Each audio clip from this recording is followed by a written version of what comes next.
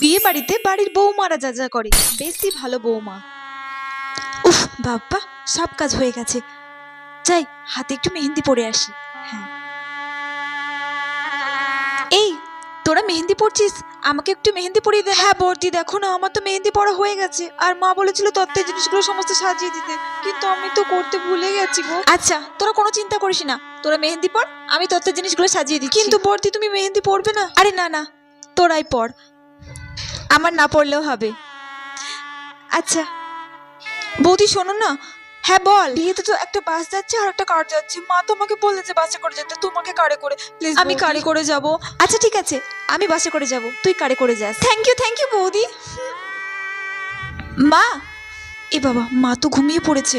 ঘুমোবে না, সারাদিন যা খাটাখাটনি করে। মা বরঞ্চ ঘুমোক, মাকে আর ডাকবো না, আমি যাই বাড়ির সব কাজগুলো করে নিই। আর আমি তো এই বাড়ির বড় বউ, আমাকে তো সব কাজ করতেই হবে।